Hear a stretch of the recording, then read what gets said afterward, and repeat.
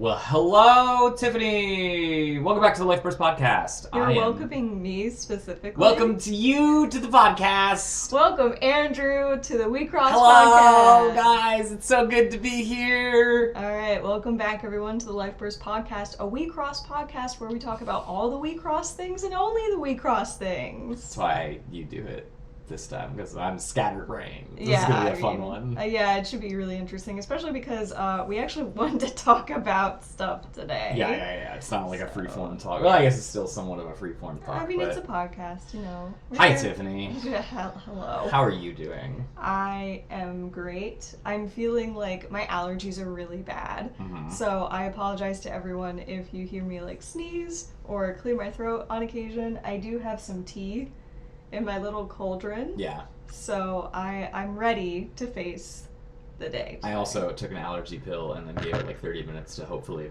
not be like... Some nice cold ASMR. Yeah.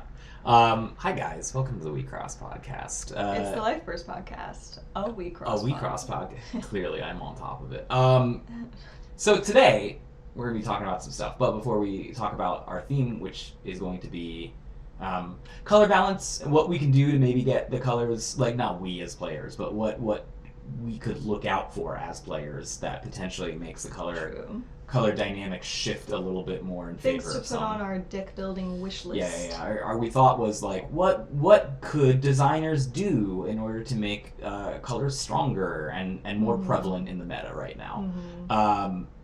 But first we do shout out. So we did that 3v3 tournament, which was awesome. Thank you, Neat, again for running it. Yeah, and so fun. we just wanted to say we got our winnings. Yes, this one. Yeah. This one is mine. So it is a postcard featuring Midoriko.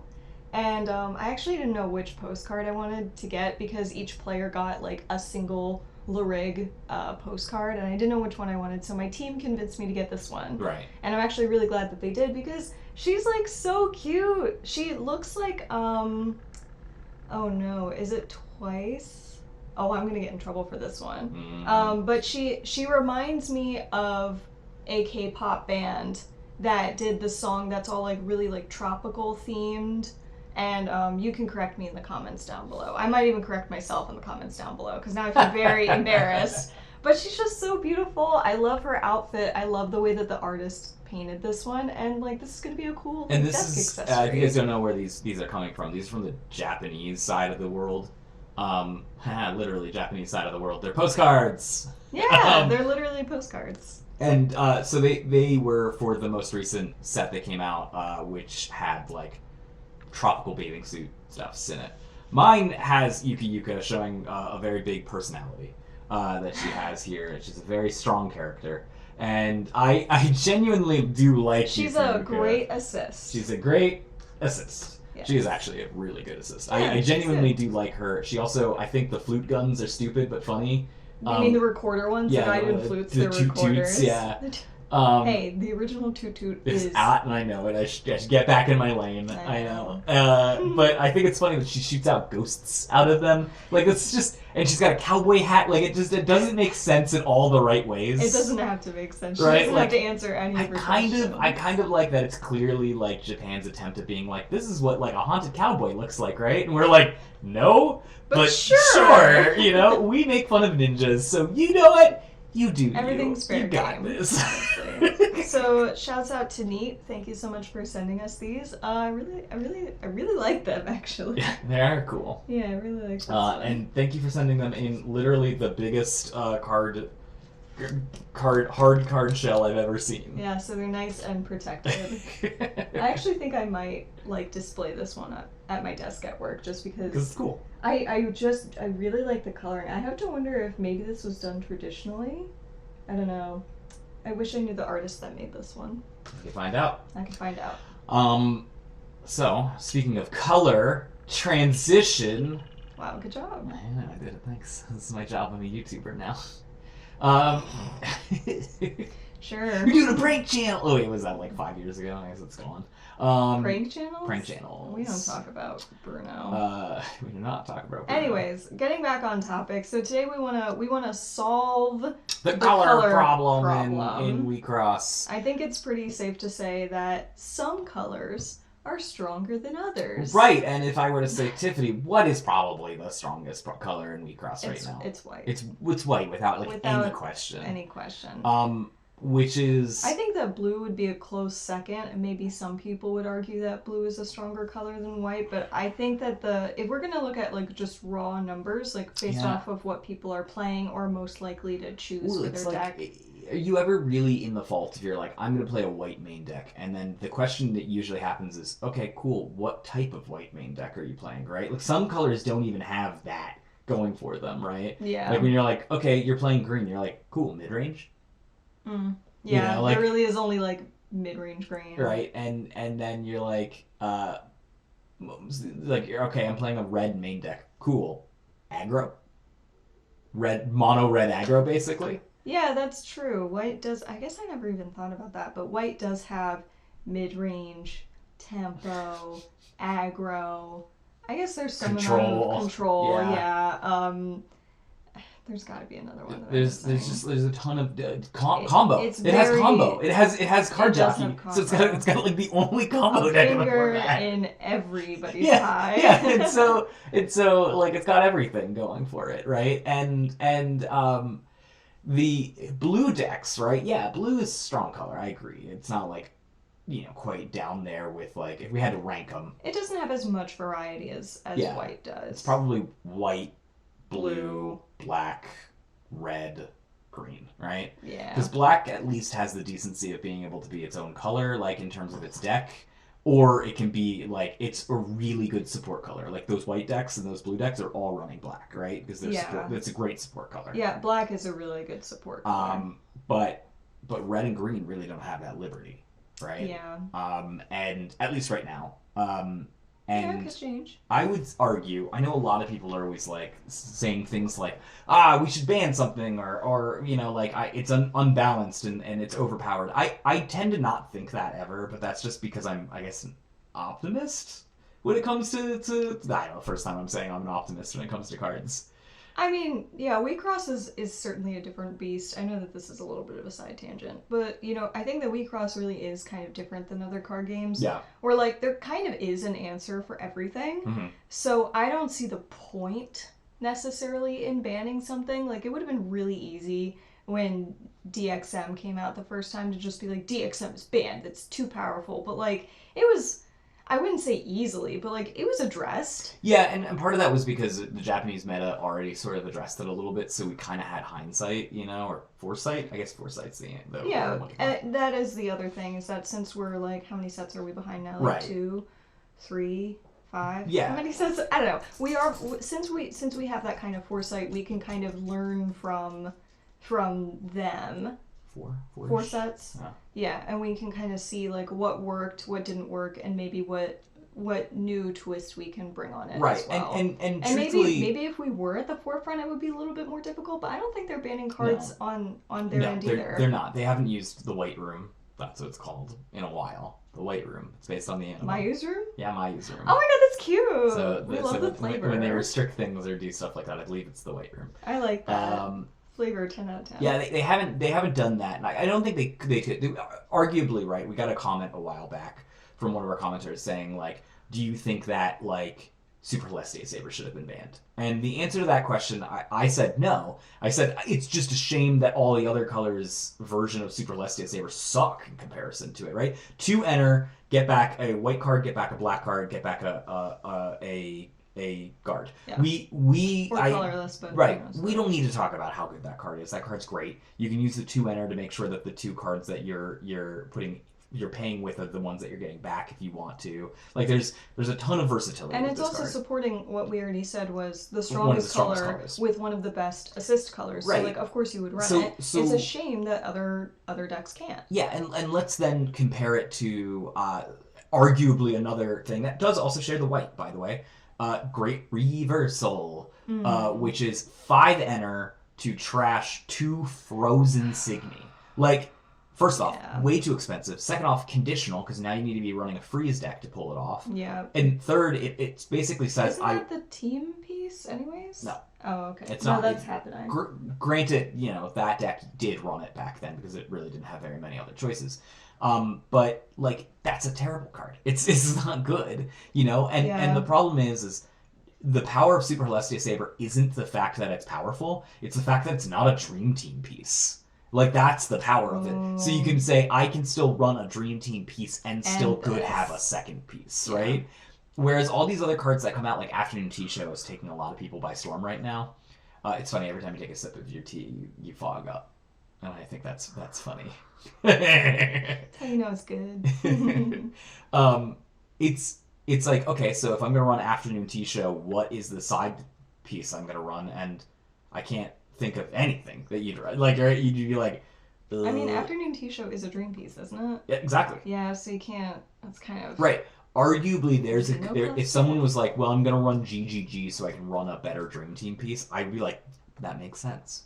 Yeah, I do think that when you talk about pieces that the whole like Dream Team condition can get lost in the shuffle, and the fact that you can't run 2 Dream Team pieces. I forget that very often. I'm also not the one building the decks out of the two of us, so I kind of am just like, what am I playing? Well, it's like one of the reasons why Burning Curiosity, which is arguably a pretty mid card, is still showing up in decks because it's just not it's a non-Dream Team piece, and it's colorless, so it can be put anywhere. I'm not saying it's very useful. I'm not saying it's not a good card. It is a good card, but when you look at it versus like, I don't know, blue Summer Lives Blues or something, right? Like, okay, it's totally worse. Like, yeah, I mean, it's also completely fair that the Dream Team pieces would be slightly more powerful than just like the regular pieces. Yeah, because they're basically team pieces.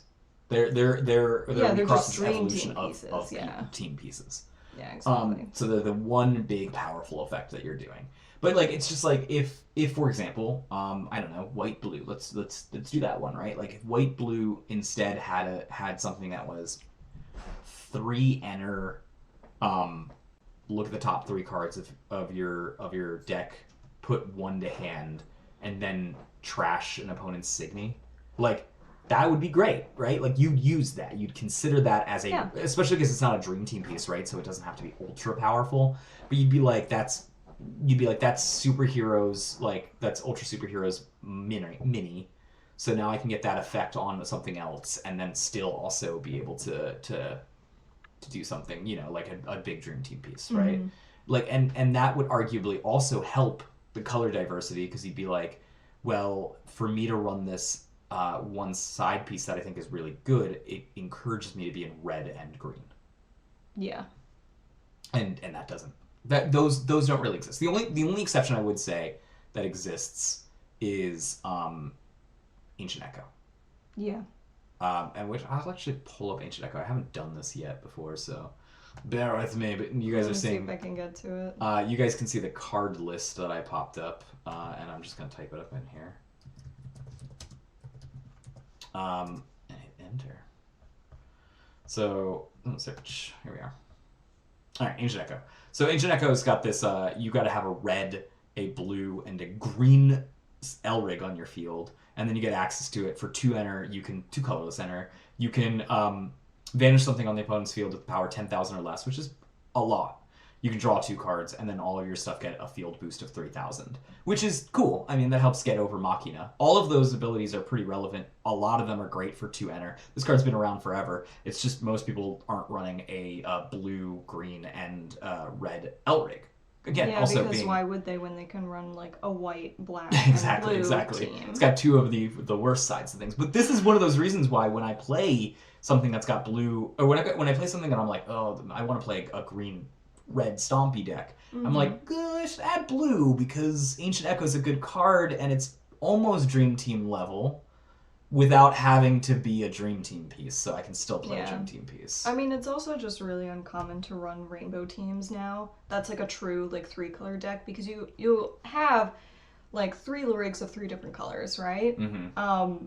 But your actual deck will either be monocolor or dual tone. Right. It's not going to actually have 3 colors in it, because now you're getting into the whole like enter problem and so on and so forth. And so let's talk about while we're on it, the subject of white being overpowered, it's not necessarily overpowered in my opinion. Is what I was trying to say. I just think it's probably correctly powered, and none of the other colors are currently caught up to it. I think that's fair. That's a fair assessment. There's nothing that white does that's really egregious in terms of power level. The only thing I can think of is Remember is very strong. I'm talking about the Signy in this scenario. And Exia is really good, but Exia is really good because no other colors have access to that kind of level of defense. Like if there was that, and Remember the Signy as well. Those are right. 2 very defensive cards. Yeah, if you had sort of those equivalencies in other colors, I don't think they would break the game. Is what I'm saying, because I don't think Exia and Remember break the game. No, you can deal with them. They're annoying. I mean, I think that H2O might be up there, but that's just because it's a very sticky Signy. But H2O is actually hard to run, too. That's why you don't see an over amount of it other than what's in literally the Adams deck. And the Adams deck exists to play this card. Like, you have to warp your entire deck around it. Meanwhile, Exia and Remembers, you can not only run them in pretty much any white deck, you can run them at the same time in any white deck. And you could argue that Exia invalidates a lot of aggro strategies, which is why it's very strong. And I think I'm on the fence with Exia. I think Exia is the only single card in Wixoss that I'm on the fence of being like, it's really powerful. Is it too powerful? Maybe. Right? Yeah. But then again, if aggro had a card that was arguably Exia powerful, right? You could make the argument of being like, well, you got Lancer from this that deals with Exia cleanly, and then you just keep moving forward, right? That's true. Yeah, like that's what I'm saying though, is that like I understand that Exia is really powerful and it's very annoying, and it definitely gives white this like clear boost over the other colors. It's not undefeatable. But yeah, exactly. Like you can just blast through it, especially if you don't care about like Enter Starving or whatever. Like that's a totally other conversation. Like you can just defeat it through battle. You can remove it and not care on their turn, right, you can or if you like don't care about like getting your lane shut down for whatever reason. Like it's not right. It's nothing. I don't know. But see, here's the thing, right? The cleanest answer to an Exia is Lancer. Once you Lancer something with Exia, right, you can then have on attack triggers, remove things, target, whatever. It's fine. But there's no really great Lancer in Wixoss right now either. So currently the cleanest answer is what? Removal. Yuki move. Which is white. Which is a white card. Like, yeah, you could bounce it, which is a white move. You could Yuki it, which is a white card. Right. So that's what I'm trying to say. So like, white's answer to itself is more white? It's the thing is white has not necessarily a stranglehold on the market because they can't do certain things. They can't enter charge very well. I know that over pursuit exists as a glaring weakness. Okay, but that is conditional though. Yeah. Because if you're running like a dual color deck and you don't have all three, then you're not getting it. So it's a boon for playing mono white, which is fine, I guess. Sure.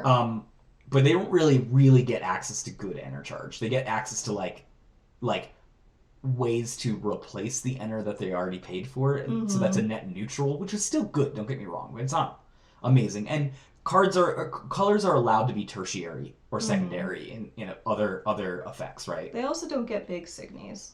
No. Most of the other colors, with the exception of I think blue. Remember, is the big one. But that's white. One. Like it's not very typical for white to be like, yeah, I'm just gonna give up my signy +3, or I'm gonna give whatever. Like white doesn't get super big signy. The biggest signy that white will get is like maybe a 15. Yeah. And like that's it. Right. We're to be comparison here. We're talking about whereas green can make something like literally a 30K. Yeah, like green can easily make stuff like 20K. Red with the like buffalo package can make something like 30K. It's like ridiculous. Yeah. And like that's a really good way to protect your signies. So white, especially because white has a ton of like utility level ones. Right. They don't have like super big signy. But that's to say that white gets defensive Signy. They do, right? They get these things that say their buffs last until the opponent's next turn, which put them over certain thresholds to make combat math weird. And I think I'm okay with that. White has really good ones, right? That don't ask much of you for it, right? White's best defensive wall, arguably, is a level 1 Tokiyuki. That is a level 1 that says, is your center white? Cool. I'm 8,000 on your opponent's turn, right? And that's good. Like it has access and plentiful access to defensive Signy. It's got Zhao Yun, it's got Driver's Ed, it's got Artemis, right? So it has all of these accesses to things that are defensive on your opponent's turn. So that's why I don't think Exia is glaring. I just think it's really strong. Yeah. And Remember arguably does kind of the same thing, but White has already had ways to tax, right? Chandelier was a good way to tax. Oh, yeah, I do remember. And Chandelier. Also was a 13k. Yeah, that was so annoying. So like, you mean to tell me in my starter deck I can have a Signy that's 13k that none of the other Signies get to do, and it trashes and stuff? It's just so rude. And all your spells cost 1 more. Like. Yeah. Back then people were using more spells. But it's what I'm saying is I don't think White is overpowered. It's things that it's good at, right? Is defensive Signy, bouncing, and being pretty much like really good deck filtering. It does, I think, all of those at a fair rate. It's just they're on more cards and you have critical mass of these more, that you've got more hits than you have failures. So let's talk about like the other colors then, since we're like, White doesn't need to be banned, but the other colors need to be buffed boosted. to it. Yeah. So what can we do to blue to maybe like get it up more to that level? I think random discard helps out a lot. So yes, I agree. Right now, if you're running a discard deck, you basically need to run a dedicated discard deck, because the goal of discard decks, right, is to strip your cards away from you, and so they need to run a critical mass of discard to get you down to 0 cards in hand to reduce your options. Where if there was more random discard, random drains, then they could maybe snipe those a little bit more RNG, and they could maybe potentially do less stuff. We see this more often in like Madoka, which is just good at taking away all of your cards anyways, but it really excels at bringing your hand size really down to 3, and then being like, I'm rolling the dice on this random discard with with their squids, right? Yeah. And the 1 out of 3 chance to hit, and you hit a guard, it feels like you're hitting way more often, because it's just like you hit it and then you're like, cool, I can move forward with this. I don't need to waste any more resources. Why would your opponent ever discard a guard unless they had another one? Yeah, I think the real thing though is, I mean, I'm saying, add more discard and we cross. People are going to be upset about that. I know, because Aya feels, Aya, very rude. It's a rude deck. Like, it's a great deck. You should play it. It's fun. It feels very rude to play. It feels rude playing against it. Yeah, and I think another easy answer is to say, give blue more ways to kill things. But I actually kind of like that they don't have very many ways to do it, and they've got to like supplant what they're good at with another color. I think that's fine, especially because it's so plentiful in red and black and white that they have options. I mean, they do. It's just so heavily conditional. Like there's look. I kind of like the flip mechanic a little bit. I wish that blue got a little bit more of temporary removal. Yeah. Or conditional flip stuff. Yeah, that is one way to do it, but like I think that we're ignoring the fact that blue has exclusive access to freeze. I think that's and there's a ton of things here. It doesn't, because remember the Shut center up, remember. can now freeze. We get it. You're a good card. But like, okay, but everybody else except remember does not have access to freeze. Yeah. And the thing about blue is that there's a lot of like, I'm going to call them shatter effects, where it will remove Signies that are frozen. It's unfortunate that this is a 2-step process, because first you have to freeze a Signy and then you have to shatter them, right? Yeah. And like, I'm just gonna put it out there. I don't understand why freeze decks don't use Uber Freeze, Uber Shatter, but like, sure, whatever. It's just, it takes a lot of Elrig deck. I know. It's not that it's bad, because if you're a dedicated freeze deck, you need the lane opening. See, and that's the thing, right? Like, so I'm gonna pop up on the screen real quick a card here. that I genuinely like called Royal Blue, right? And Royal Blue has the ability of target a frozen Signia on your opponent's field, gains at the beginning of the attack phase, vanish this Signia unless the opponent pays 2 enter, right? Mm-hmm. This is, I think, is the quintessential freeze card. And the problem is that freeze is such a passive, non-damage push playstyle as it stands right now that it's bad. Royal Blue, however, rewards you for enter starving your opponent, which is great with freeze. It rewards you for locking some of your opponent's plays out, but it rewards you by pushing the game forward. Yeah, but it is slow. Yeah, it is. And but I think slow. I mean, if I was going to say freeze is slow, I'd be like, yeah, freeze is slow. But That's the whole point, I guess. But it's unfortunate that it's slow for both you and your opponent. Like, it slows your opponent down. I just wish that there was a faster, more efficient way to freeze for blue, because I think if that gets cracked, then you start getting into like some really interesting territory, such as, you know, blue could be the color of adding conditions to Signias. Sure, yeah. Like slowing them down or freezing them or like taxing them for being on the field. Yeah, like I agree. that's something that blue could capitalize on more. I like freeze, and I think freeze should be more pushed in blue as an identity. I just think that currently there's a fair amount of ways to freeze things. There are, actually. It's just, what do you do when the thing's frozen? Nothing. It doesn't. There's no payoff, really. Yeah, and that's what I'm saying, is that if we could maximize on the shatter effects of it, or the taxing effects on it, then that's going to make freeze a lot more optimal than just viable. Yeah, I agree. There's this new Signy that came out that when it sees a frozen Signy on your opponent's field, it's 7,000 power. And when it vanishes that frozen Signy, it draws you a card. These are all non-passive ways to make freeze better. Yeah. And I think we should see more of that kind of stuff in blue. What else do you think blue can have? Because I think that like freeze is an easy thing to pick on for blue, just because like we know that it's almost it's almost blue exclusive. Right. Which is like, yes, this thing that blue has access to exclusively could be better, but like what else? Like could we make, I mean, you said that random discard I do think is more powerful than just general discard. I do think it's like it's just a little bit more random. I don't think you should go like there's got a ton of it, because that would just be random. Suddenly you're encouraged to play these more RNG games because you're like, well, if I hit the guard every time I win, you know, and that's not great. Like, you know, no one loves your success Dasharana, which is kind of an RNG deck. Yeah. So we have that. I mean, card draw is a thing. A lot of colors have access to card draw, and you also can't win a game by drawing cards. So I don't necessarily know that that's like a weak point. I do think you bring up a pretty good point here, which is, so if I'm building a blue-white deck, let's say it's mostly blue, right? And I've run into this problem when I played like Madoka, for example. And I'm like, cool, I can play Thrilling.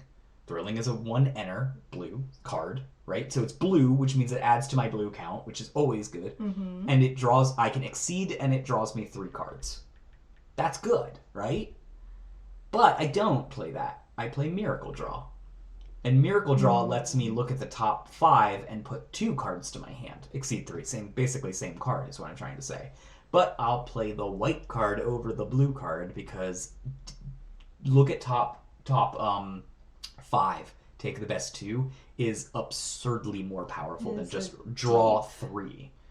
Which is crazy to say, right? Because, like, again, I play Magic the Gathering, right? That's basically just Ancestral Recard Call, which is like one of the most banned cards that exists in right, because Magic believes in banning, but Wixoss doesn't. Yeah, well, Magic maybe bans a little too quickly, too. But they also believe in unbalancing their game. Anyways, I'm not going into the Magic. This is a Wixoss podcast. This is a Wixoss podcast. No, I get what you're saying. That there's just a better choice for that effect. Yeah, I think in white than in blue, and maybe that's part of the problem. Maybe you tone it down a bit in white. Maybe you go, oh, maybe the white. See, because if my options are dig 5, take the best 2, versus draw 3, I go, yeah, I'm taking the dig 5, draw the best 2, right? Because you can choose. Because I can choose, right? Okay. But if you were to say dig 3, take the best 1, or draw 3, there's arguments to be made at that point. You know what I mean? So? even if it's dig 5, take the best 1, draw 3, right? Do I want raw cards or do I want the best card? That is something. But being able to pull 2 out of the best 5 or out of 5 means that those 2 are always going to probably be better than just the random 3. I suppose that's probably But true. if my options are 1 versus a random 3, that's different. That suddenly I'm like, ooh, maybe. It is a little bit of an odd choice to exceed to draw 3 in a blue deck. Like, that's something that I feel like blue shouldn't have to do. Like, I think you should just be able to draw your entire deck.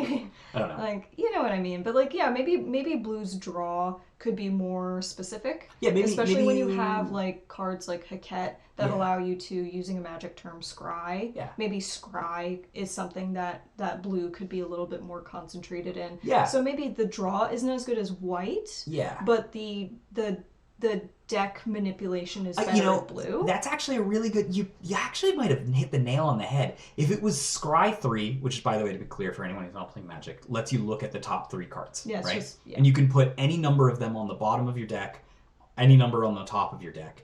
And then it also said, like, draw 1. Suddenly, there's an argument to be made there, right? Like, if I can fix the cards I'm going to future draw and still gain some amount of card advantage, I'm in that. I'm in that boat, right? Like, suddenly, even if it was less than white, I'm kind of into that idea. Like, now I can set myself up for future turns. Shall we move on to black? Because we said that black was, like, the next strongest color. I think so. I think so. So, black is a really good support color right now, right? Like, arguably, black is one of the strongest support colors. You see it as a secondary in almost everything. And the real reason... There's a lot of good choices. Yeah, but the real reason why that is, when you might say, well, I wonder why, is because realistically, adding black into your deck gains you 3 things. 1, it gains you ways to filter cards from your graveyard to your hand, which is strong, toolboxing, right? 2, it gives you colorless form of removal. And I know that's weird to say because I'm saying you're adding black into your deck, but like Anna Mirage rises and then uses colorless enter to kill things. And you have a bevy of level 3 Signy that when they attack do negative 5,000 or negative 3,000 or, you know, like Modem, which does anywhere from negative 3,000 to negative 6,000 on Signy, right? You've got a ton of ways for basically no enter or colorless enter kill things on the opponent's field. So you can splash black easily into your deck and not worry about having to support black as a color. You can just put black cards in there, right? Phalaris is another good one. Phalaris mills the opponent out to 0, refreshes them, and requires you to play no black in your deck. You can just play that. Does Phalaris Harmony? I can't remember. Harmony, but Harmony is two Elrics, so you which just do you your should always assists. have if we're playing the same game. So I mean, there's been some. The cost for splashing black is very low. Low, super low, and you're rewarded for splashing black too because you gain access to Machina. Do you gain access to any other Lyrig of note? Sure. But Machina is what you get from it. That is such shade. Nanashi would like to have a word. Oh, Nanashi, look. Let's not get on that. People know I got my feelings of Nanashi, but which is a shame because I genuinely like Nanashi's design and Nanashi the character. I mean, there's also like Udith now. Udith is is an assist of choice. You're right. I did not say it, but you're right. That is also a way to gain access to Mill 8 while simultaneously doing the thing of removal, which is what you get for black. And it's colorless. It's colorless. It requires 0 black to run, right? Whereas Machina requires like a smidgen of black. Just like a little bit. Just a tiny little smidgen. I mean, there's Deus assists as well, but I would not do a Deus assist. I'd rather have a Deus center, but that's just me. Deus assist currently exists as I'm the Mel alternative, because right now green's not super great. But you'd rather play Mel if you had the option. I'd rather play Mel center. Which 3 stops? No, Mel assist. No, a Mel assist. Yeah. So, it's like. It's got everything it needs to be an amazing support color. And I'm giving it credit where credit's due. It's already got that. Doesn't need anything else to see more play. But would you play it main deck? And the answer to that is probably not. For me, black has always been a bit of a fussy color for like the main deck. There's a lot of like things that you have to. There's a lot of math involved with black because it has a lot of negativing effects that either stick on until the end of turn and then things die, and then when you start working with like Deus and Souls, this is a little bit more specific. But then those will do negative effects as well. So there's a lot of math involved. There's a lot of like shuffling around in your graveyard. Yeah. So for me as a player that thrives on a more streamlined play, it can be a little fussy. Yeah. But like, I do think that it has its strong suits though, particularly in the fact that your graveyard is now an extension of your hand. Yeah. Which is incredibly powerful. It's much better than having your enter zone as an extension of your hand. And then your deck will never be an extension of your hand, really. So I think that adds a lot of power to it. We talked earlier about how white has really defensive signies. That's like one of its strong suits. So by negativing those down, or really any of the signies, including things like, the buffalo package in red and like all this stuff, you can like address really annoying cards with relative ease, especially because most of the time they're colorless costs to do those effects as well. But the problem is that all you said all great things. That all seems like something I'd splash for. None of that seems like stuff I'd go for main deck for. Like, why am I need more removal. Cool, I can splash black. I need more graveyard shuffling. Cool, I can splash black. Right? Like all of these cards, like there's one salvage, which I think is a really, really powerful card. Pull it up. That is probably being underplayed. You're talking about Salvage the Future? No, one salvage. I've really actually gotten into this card recently. I like it as just sort of a consistency piece. One salvage. It costs 1 black enter. It has a really good life burst of add target Signy without a guard from your trash to your hand or the field, which, I love. I love that life burst. It's got a really very simple effect. Put target Signy from your trash to your field. That's it. Yeah. That's it. It's so nice and easy. Very easy to toolbox. When you're in the late game and enter's not a problem, but card quality might be a problem, having some of these in your deck just fixes that. Just like, well, I wasn't going to use this enter anyways, and I'd rather have an Exi on the field. Stuff like that. So, again, you can splash black for a lot of these effects. You can even splash black for, like, milling effects. And, like, you definitely... and, like, you don't need to run black as a main deck to get that, like, really strong mill effect. You just have to have a Larig. You just need a piece that gives you that mill and Phalaris, or arguably just Phalaris sometimes. Yeah. And so none of that stuff helps for me to want to play main deck black, right? So what helps me play main deck black? I don't know. The closest that we've gotten so far is there's 2. I'm going to give an honorable mention here to Gozuko. Because Gozuko for 2 enter allows you to constantly pull something out of your trash and put it into play. And I think that effect is very strong. 2 enter is kind of expensive for it to constantly do it, right? Well, compared to Tama, you can be 2 enter killing the opponent. But if it's 2 enter and you're adding it enter to your trash, aren't you just like adding to this library of possibilities? Yes, totally, 100%. But what you're doing you have is to balance that out somehow. You're spending 2 enter to get something useful on your field, whereas like Tama is spending 2 enter to actively kill you, kill the opponent. You know what I'm saying? True. So it's like, put it where we're trying to buff it up. It's I think that's the key, right? Deus is really strong, but Deus's strongest point isn't necessarily look, guys, I played Deus a lot. I've really tried to make Adams like the best deck I possibly could. I know it's not a bad deck. I won the GP. I can't say that. I just wasn't super confident in it. But arguably the strongest thing and the most skill testing thing about Deus isn't the souls. The souls, in fact, are kind of lackluster in today's modern game nowadays because there's just so many other ways to also open up holes, right? What's really important in that deck is being able to filter your trash and get that one turn where you just get the 3 best cards from your trash and put them in your hand. Right. And that is very, very strong. So arguably, I think if you're saying, what can we do to make black a better main deck color, because it's already a good support color, it doesn't need anything else. Center Elrig that specifically does trash filtering. Seems very strong. Yeah. They keep making these center black L rigs that do -2000 or -3000 or something, or mill, and it's like, the mill's fine, but you need to supplement the mill with other things.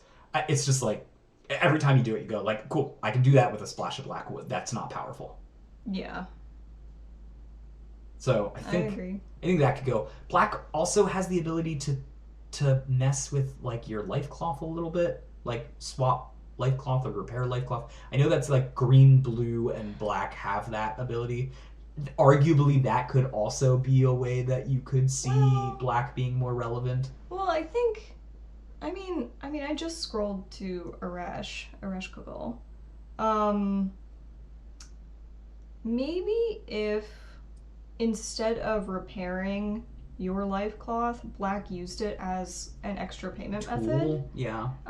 Because like repairing your life cloth is fine, but if you were able to use that as like an additional cost for something like what Arash does, which I'll just read it to y'all for those of you that don't remember.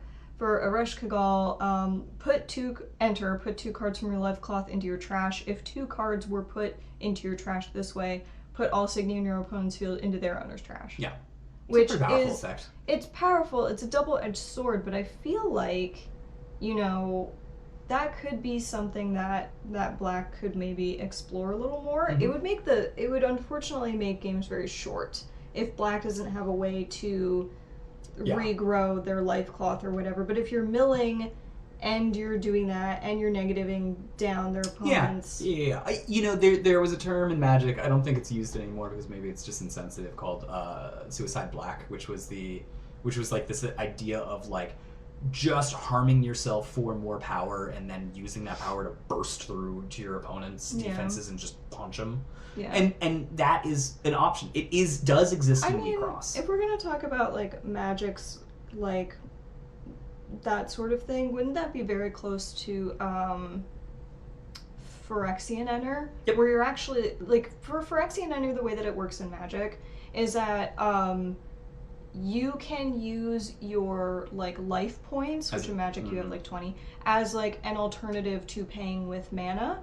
So one of the strongest things that the game ever introduced. Yeah, I mean, it lets you start a game with 20 mana. Yeah. Which is ridiculous. And if you're just fine because you're confident with the fact that you're managing your stuff correctly. You're managing your stuff, but also that if you're confident that you can win a game before you die, like if you can kill your opponent before you die, then it doesn't really matter, does it? You can win the game at one mana or 1 enter and you're perfectly fine. Yeah. Life. So maybe if black had more abilities like that. Yeah, I agree. Or like take 1 card from your trash and without a life burst, let's say, and put it into your life cloth, and then you're using your life cloth like that. Yeah. You know, it's a little nichey. There's also like people forget that black is the color that's got secondary access to assassin.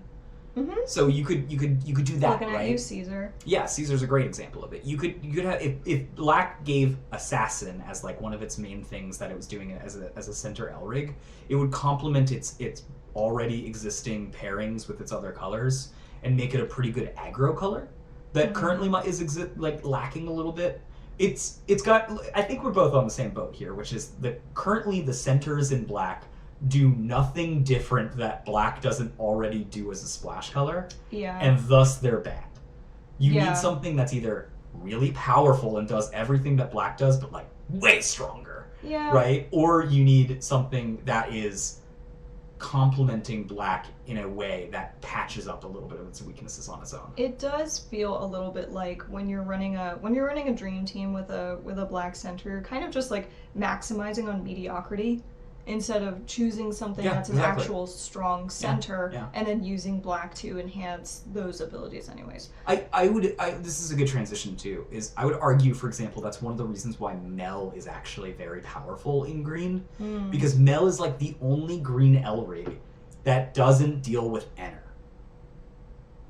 In fact, it's an Enter sink. You put Enter into it to get its accessories out, and the accessories are good. Can you define an Enter sink? Sure. So an Enter sink is something that you literally take all this like extra energy you have and you sink it into this card, right, for a powerful effect. And I think that's one of green's main problems, for example, is they've got access to really great energy charge, right? Their life bursts are not super powerful, but until you realize the life bursts give you double enter, basically, then you suddenly realize, wow, that's actually not that bad if I'm running green life bursts. And also, you've got Chirin, which is arguably one of the best cards. And honestly, Bang is really strong, and not the center. I'm talking about the level assist. the level 1. Oh yeah, the Signy that lets you enter charge. Right, and it enter charges you, and there are games like, especially against, for example, mono white. Anytime I'm playing against mono white, I'm like, cool, Bang's my hand sink, right? Mm-hmm. Because you're bouncing all the cards back to my hand. I have 8 cards in hand. I'm not going to put all those on the field, but I can put 2 of them, discard 2 of them to Bang, and suddenly I've got boop, boop, there, you know? I got just 2 enter lying around, and like you're like, well, hold up, I was bouncing to enter starve you, and you're like, nope. Yeah, you know, true. So, yeah, instead Mel like buffs you, which right, is cool. and that's something that green doesn't really have is utility. Green has almost no utility cards. We have talked about the problem with green at length on this channel. If you're a long-time listener, if you haven't, you can go back, I'm sure, to any one of our podcasts, and you will hear us talk about woe is me green, because we really like green as a color. But it just doesn't have utility. Like, it just doesn't have good utility cards. Yeah. And because of that, Mel, which is just literally a L-rig of nothing but utility cards. That's all it does, is provide utility to your main deck. Yeah, it's phenomenal for it. It's interesting that your center Larig could be your best assist. Yeah.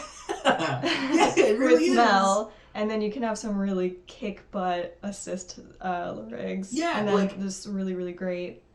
Mel gives you let me pull up. You don't even need to hardly play green, really. Right. You just need that like magic number to grow her. And you get coins too, which is cool. I mean, coins like, I don't know. I'm very like whatever when it comes to coins, just because like, you know, some Larigs have them, some don't. Some people that play coin Larigs don't use them, so like whatever. Like, I don't know. It adds a little bit of spice, but like it's, you know. So Mel is cool because Mel does a lot of things that green doesn't normally do. One, it's got an enter sync built into it, which is great because green has a lot of extra enter and needs to use it. Mm-hmm. And if you don't use it, like I remember there was this one game that I played recently at our locals against Zai, and Zai looked at how I had 20 enter, like just chilling in my enter, because the game went really long, and I was playing Melloon, and it was the final game. And I went, well, to win this, I have to draw a very chain of cards. Yeah. And I went, cool.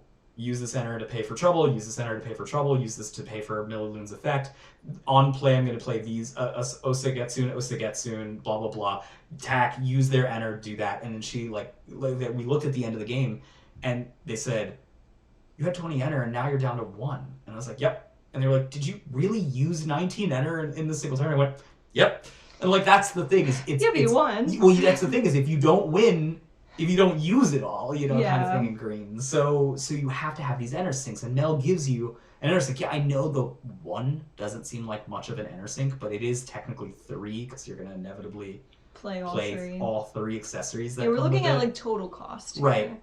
The coins that you get here, you get 5 coins over the course of the game, helps also because it's kind of like enter.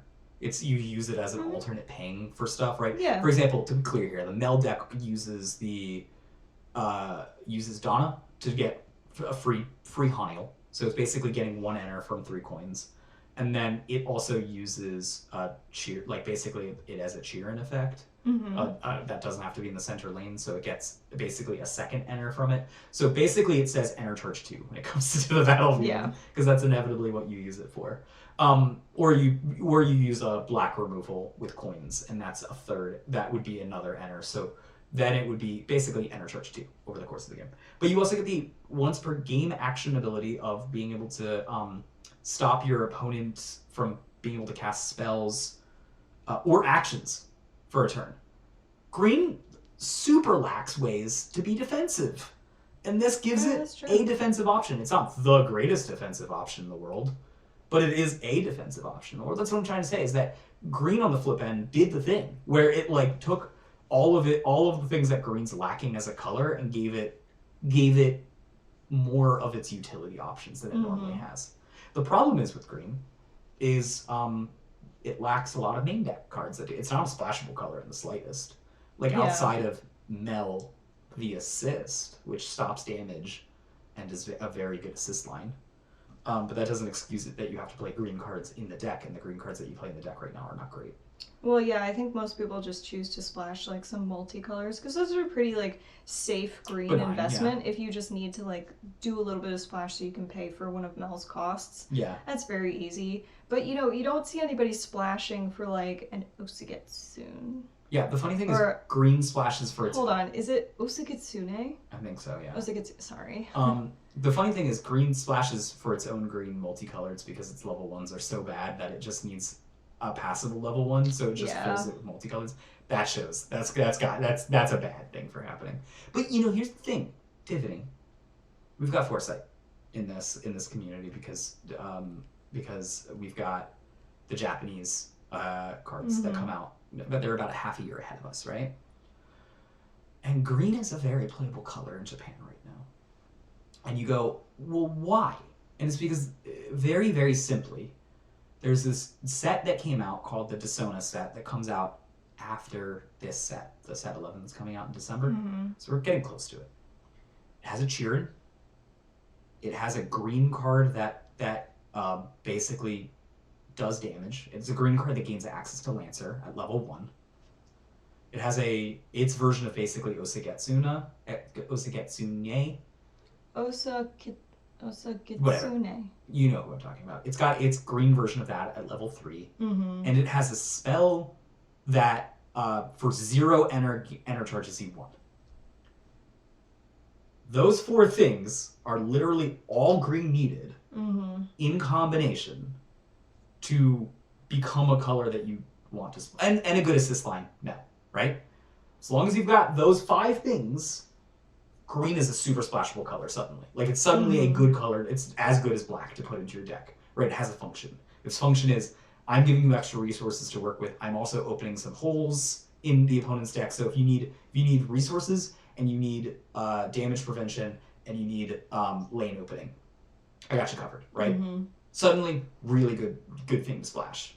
But right now, as it stands, with the exception of set 11 that's coming out in December, which finally gives green access to lane opening at level 1, none of those things exist for green, right? Like, you have an assist line, which is good. You have a Chirin, which is good. You are lacking a way to enter charge in green for no green investment. Which you're getting in set 11. And then in set 11, you're also getting a level 1 that opens a lane. So arguably, green suddenly becomes a splashable color, and you got the Mel Assist. So arguably, green becomes a splashable color as of set 11, and maybe fixes this nonsense finally. But why did we have to wait? Why did we have to wait literally 12 expansions? I think that there's a bigger issue here. And that's the fact that, allegedly, I don't know, for those of you that play All-Star, you will know better than I. Allegedly, green was like a really powerful color in the previous versions of Wixoss. So for this version of Wixoss, they didn't want green to just be like the end-all be-all color, kind of like white is now. You do gotta remember that like every time you add a card into Diva, you're still adding it to All-Star. Yeah. But I mean, like, I'm talking about, you know, in the before Diva times. So there's a possibility that the game designers wanted to not make green like what white is to us now. So that's one of the reasons. But at this point, it's kind of like, you know, I would like this color to get a bit more love and attention. Even scrolling through some of the cards like that we have right now, which by the way is 295, including all of the level 0 Laregs, which if you look at the other colors, it's not a big pool. But guys, look at this, right? This is where I keep my like meta relevant cards to grab at any point in time to test things with the deck, right? And like this chunk here is blue, right?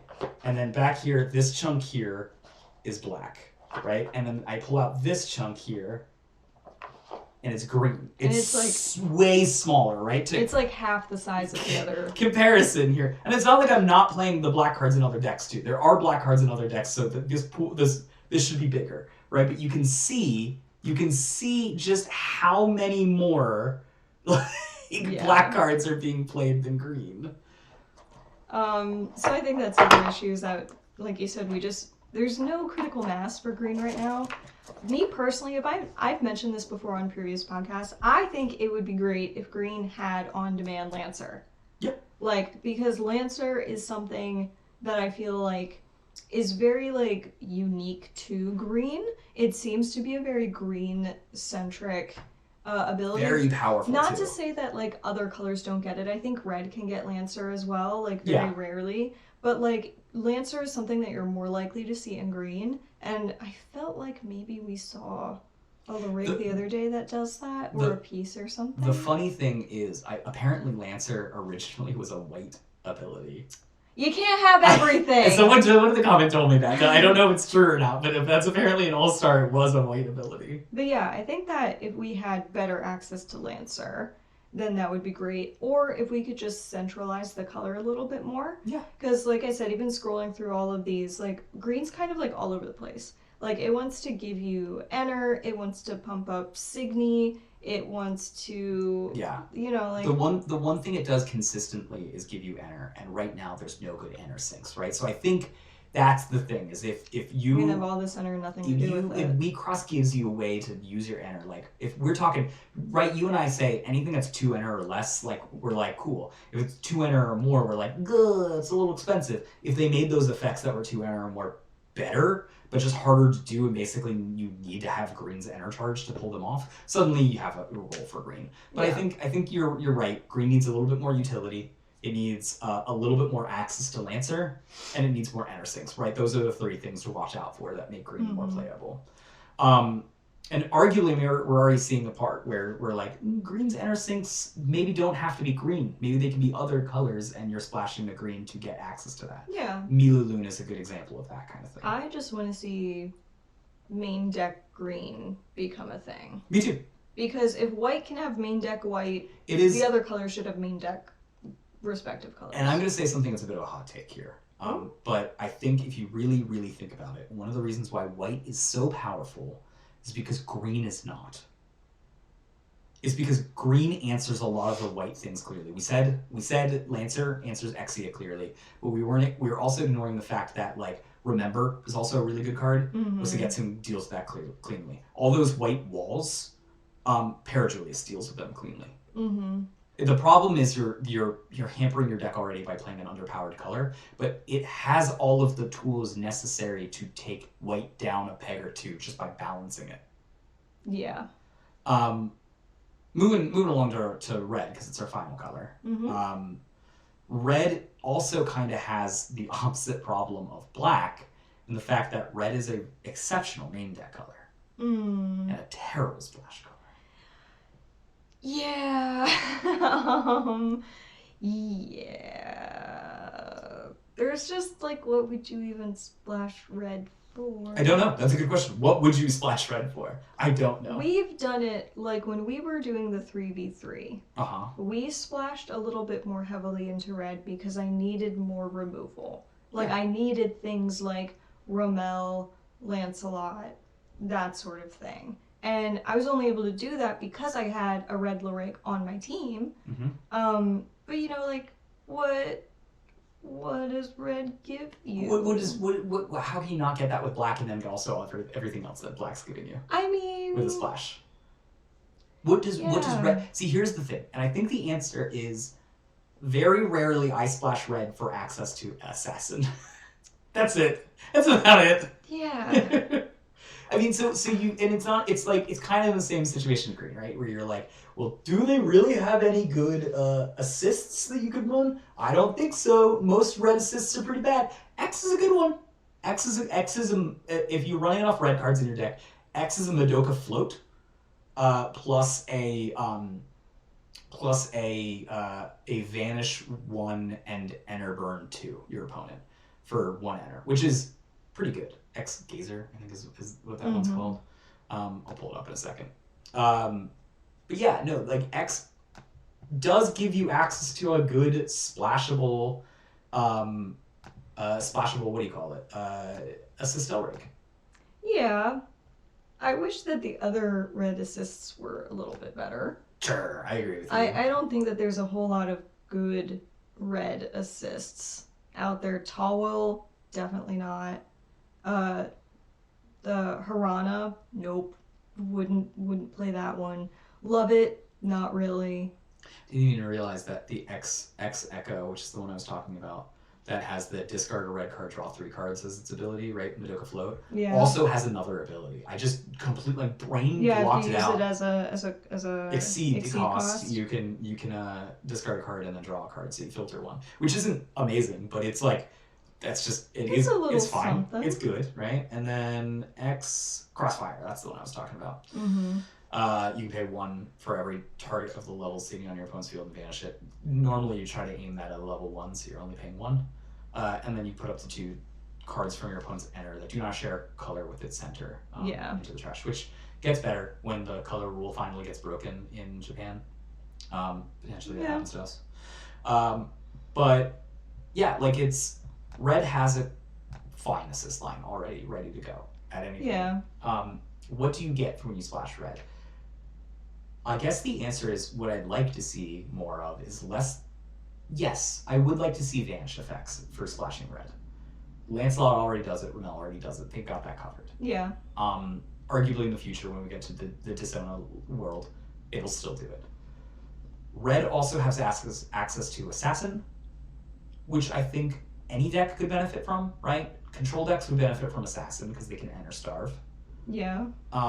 And mid-range decks would benefit from Assassin because it gives them an out towards like stuff like Exia and Walls. Mm-hmm. Aggro decks would benefit from Assassin because it gives them yet another way to deal damage, right? Tempo decks could benefit from. I think Assassin could be benefited basically by being a little bit more splashable from red. Yeah. Right now, the only way to get Assassin in red really is to be mostly a red deck. Yeah, it's to be almost entirely a red deck. The other thing that I think would be cool is giving a wider distribution to Enter Burning. Right? Like, I mean, it is true. Like, Enter Burning is something that is, like, pretty much exclusively a red thing. Like, it might exist in other colors. It's just very strongly represented in red. Yeah. But, like, I don't know that's the way to go. Because we do have Enterburn decks, and like, I mean, I guess that they could be more powerful. They're mostly tied to red again. Like, you have to play a bunch of red to get the effect of Enter Burning, which is a little bit more difficult. I think that if you were to be like, so there's a bunch of decks that would like to Enter Starve and would like to complement their Enter Starving with Enter Burning, but don't have access to it and won't use it then, right? Carnival being a big one, I think. And so it's tough, right? Like, the Umir deck would have loved to have the ability to enter burn, right? Those types of things. It would arguably maybe give up access to white or something to do that. I think another thing is red's really powerful ability that they have that's super underrepresented is the magic term looting. When you discard cards and you draw that many cards. Yeah. Would you call that like hand cycling? Yeah, it's like hand cycling. Yeah. Because, you know. Yeah, that is very heavily represented in red as well and could probably be capitalized on. Yeah, I think one of the best cards in red is Devil Stinger. And Devil Stinger's enter ability is discard 3 cards, draw 3 cards basically, or discard up to 3 cards, draw that many cards. Yeah, and like the goal of that is for you to get more burn, right? So the cards that are conditional that you don't need to grab cards that are better. Yeah, and like that's a completely valid strategy. I think that people tend to shy away from it though, just because you spend so much time like building your hand. Yeah. But if you're playing a red deck, you're probably not too worried about getting cards into your hand because you're just going to draw them anyways. Like it's not a deck that you would build card draw into if you had the cycling effect instead. I suppose so. Yeah. Yeah, it's just such a heavily like main deck. it's Red's identity is so tied to burst aggression that it ends up being way too one-dimensional to put into your deck. Like, again, you could put black in and get the same amount of vanish effects, and you also get utility. So why would you put red in when black does everything red does, but also gives you other options as well, when red doesn't give you options. It just gives you vanish effects. Do you know what I'm saying? I think the way that you make red a more splashable color is you build off of it, you give it more utility. Here's one of the things that I would like to see red do. I think it actually would be pretty good, and I think it would tie into its aggressive thing. Umir Clear, give it to red. What? Yeah, give red the Umir Clear ability. What? So they just they're like a super happy to burn their hand away to make the opponent have to also filter their hand and put them in a catch-22 situation. I guess so. I mean, I guess if you wanted to do like a heavy hand cycling deck that's got burn in it, you would have to complement it with, what is that one piece called? Battle? Something battle? Peaceful battle? Innocent battle? Innocent battle. So that because you're just Refresh drawing your deck. and trashing and Right. drawing and trashing, and then you just Shuffle your deck back in there, yeah, and if you've, I don't know. Red's kind of got me confused because I want all the colors to be a main deck color, and red just red has already is a that. main deck color. And like for me to argue this needs to be a better splashable color, I'm like, it is. Like, you splash it for aggression, Yeah. and then you would splash other colors for other things. Like, I would probably splash blue if I wanted better card draw. That's what I'm saying, though. I splash black for aggression. And if any I think deck that red is a better aggro color. I don't disagree with you, but if you're playing aggro, here's just my point, though, right? Like, and let's look statistically, right? The best decks that have performed well as aggro at the GP in Wixoss was white bounce decks that used black as a utility. Yeah, that's true. So we can't argue the statistics too much. Red didn't do very well. In fact, red aggression was the least overrepresented in the GP and was the least performing decks in the deck in the meta, which means that what you're arguing is not, it doesn't win. No, you're right. And that's because red is one-dimensional. As soon as you know how to beat it, it loses. So if you're a control deck, for example, and you're trying to open up holes, you splash black because black gives you holes, but it also gives you other things. Red doesn't. Red gives you nothing but opening lane holes. That's it. So we would want red to not just be aggro, but to be enter burn and also have better hand cycling. Some kind of utility, yeah. And also, I think that is a main deck weakness for red, is that they have terrible filtering. That's true. I get you bring other colors in to support it, and I'm on board with that. But like, you can't say that argument holds ground when white has amazing filtering, amazing opening lane powers, defensive signy, and utility signy. You can't say that, well, these other colors aren't supposed to have all of the abilities. They're supposed to lean on each other for that, and then simultaneously white doesn't really need to lean on anything because it already does most of it. Like, I'm not saying, bring it up to white's level of like utility or something, but give it something. Yeah, I mean, I guess that the more of the hand cycling might be good for it, because sometimes like maybe you don't want to do an Umir Clear and discard your entire hand. You just need to discard like 3 of those cards and just have something But different. Umir Clear is like the most powerful abilities when you are getting rid of junk cards out of your hand and getting rid of good cards out of your opponent's hand. Sure. Right? And I get that that's a bluish ability on both ends, but why can't red do that? That's true. There's no reason why red can't. Why can't red be like... It's an RNG thing, too, because you might give them even better cards, right? They might not have the garden hand. I mean, that's something that's true with Umir Clear as well. But yeah, I mean, if we're gonna lean into red and say give it better cycling, let's give it the Umir Clear ability. Yeah. Like, let's say you pay 2, you discard your hand, your opponent discards their hand, and you draw equal number of cards. Whereas Umir Clear would be like, you get 1 more, you go 1 less. Yeah, whatever. or something like that. Or you could do the wheel effects, which are discard your hand, draw 5 cards, or something like that, right? Mm-hmm. And that ability sucks in blue. Because in blue, you're like, I don't want to discard my hand. I've got 6 really good cards, and if I draw 5 cards, I lose a card. Like, this doesn't work out well for me, right? That's but in actually, red, yeah. you're like, I got no cards in hand. We're both discarding our hands, and we're both drawing 5. And then the person goes, great, I discarded a normal hand to pick up a normal hand. And you're like, look, I didn't have any hands. Woo! Now I've got gas, you know? Yeah, like, that's true. That is something that I dislike about Umar Clear, and is something that always gives me hesitation using it, is that with blue, you spend so much time building your hand because you want options. So then for Umar Clear to be like, say goodbye, like, it sucks sometimes. Yeah. But yeah, you're right. Like with red, that would probably hurt a lot less. Yeah, because red's red hand doesn't is almost at care. 0. And, like, that's another thing. Play with the hand at 0 thing. Like, that's the best cards in the deck, too, arguably. Yeah. All right. Very cool.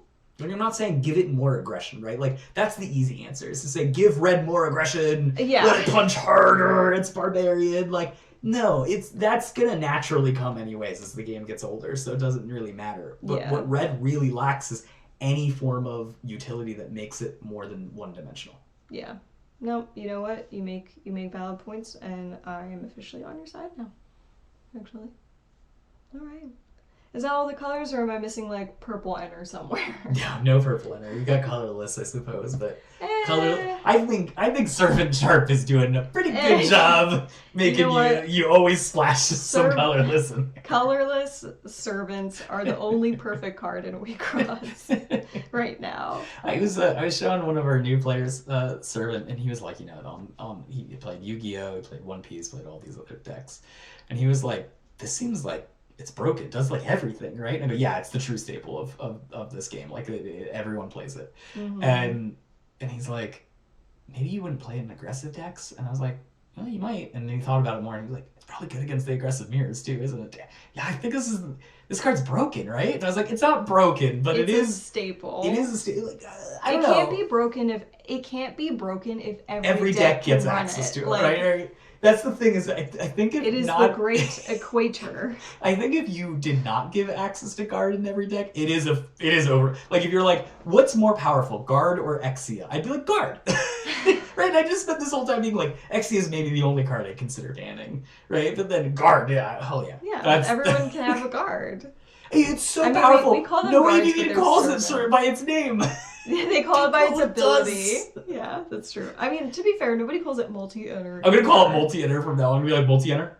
Oh my god, you're gonna confuse so many people, and you're gonna make me mad. No, it's only gonna affect you. I mean, okay, but hold on. Let's think about colorless for a second, because we are going to get a colorless Sure. Lyrig, Sure. right? Yeah. So what does that do? And we also have like Lawat, which is a colorless Signy, and a lot of the pieces are colorless, but they're kind of like their own. The funny thing category. is, Lawat's worst thing is it doesn't have access to multicolor or multi-enter, because it's an angel deck, and all the angel decks are just like you can't be like, go. There's not a core in the angel deck. If you make a core of the angel deck, it's multiple colors. Like, it's like 3 or more colors, right? So the thing that is the worst thing about Lawat is that it wants to be an angel tribal, but angel tribal needs color. Like, it needs to have a color identity that it doesn't have right now because it's spread over 5. So it's at its worst. If it had multi-enter, it would be the best angel card. I thought that the period. weakest thing about Lawat is that it was angel-centric. Sure, that is that too. But I'm just saying, if you want to play angel colors, Disappointed. you just want to play your ancient I surprise. just want to play it. Anyways, but like, we could talk about like Mugen for a second, I guess. Well, Mugen's not out yet, the center. But I think colorless is fine. I don't think there's anything wrong with it. I don't think there's any. I mean, you could argue that no one's running colorless tribal yet. Sure. No one's running like a colorless deck, which would be cool to see more colorless stuff. So yeah, maybe I it think does we need are more gonna get colorless it. support. Yeah. I mean, the thing about colorless though is that like, I think it's one of those things where because everyone has access to It's a it, balancing act. it's about, yeah. Maybe if colorless became more of its like own section Sure. of the color wheel, a 6th color. Yeah, well, sort of like Um, what Magic did with artifacts. Then I think maybe then we could talk about it being like, yeah, this could make it more powerful, this will make it less powerful, Eldrazi. whatever. So, what? Did you just say virtual Signy? Or Eldrazi. Like, I'm saying, like, Oh. because Magic did technically make colorless a 6th color at some point. Yeah. I think the way that you do that is make guards, right? Like, if you made a bunch of guards that said, in order to run this guard or in order to play this guard, you need to have other guards in play or whatever. You know, like, you make a thing that, like, basically most decks can't run multiple guards. But this is making you run a ton of servant, sharp, servant flat, servant B sharp. Oh yeah, that's true. There were different types of servant servants. clef note, you know. What if you had colored guards? Like this is Ooh. like what if you had a servant like Ooh. C sharp, but it was red, and it didn't have multi-enter, but it had the guard ability. That's so scary. If I could have the fundamentals like that. I'm just saying, like I've said too much. You're not wrong, but that's ooh. Tucker Like, Tony's you gonna have come busting down my door. Get out of here! I'm gonna get kidnapped. Like... I don't know. That is a question, right? I think that's a whole different podcast. Is be like, what if you add more guards into the game, and what if they're colored? Like, ooh, I don't know. Or like, you know, wait, didn't we have like? Oh, it was was it? There was something that gave things the ability to guard. Yes. Like this white, also has the guard ability. White. Shut up, life bursts remember. get the ability to do that. Hashtag shut up, remember. Anyways, I think that's it. Yeah, I think that I'm excited to see where colorless will go, especially with like, you know, we have got colorless Signy that don't have multi-enter. We're gonna have Mugen, so it should be interesting moving forward. Yeah, I think if we've learned anything from what the Japanese color break rules have done when they broke with the color requirement rules, is we were worried it would over-centralize their meta, and to an extent it did centralize their meta around certain cards, but it did actually allow other colors to see a bit more play because you had less requirements to run it. So it didn't necessarily breed diversity, but it also didn't necessarily constrict diversity, so it ended up being sort of like a neutral. Net neutral, I think. I don't know. I know we both like the requirements, but you know, Takerotomi has done so far making the game pretty well balanced, with maybe the exception of the color balance isn't so atrocious right now in Wixoss that I'm like actively complaining about it. But there is definitely things that could be done. Yeah, for sure. Let us know what you think in the comment section down below, how you would improve on the colors. Maybe you would actually decide to nerf white. What would you nerf about it? And you guys probably play more of the other colors than we do. Like that might be like, you might be like a green stan and you've been playing greens for 2 years now. And you've got to, like, you see the matrix of what green does. Let us know. Let us know. Please make sure that you subscribe so you never miss a podcast like this. Maybe we'll restart our Versus video series. Let us know what you guys would like to see. And as always, may you always flip a life burst. Bye, guys.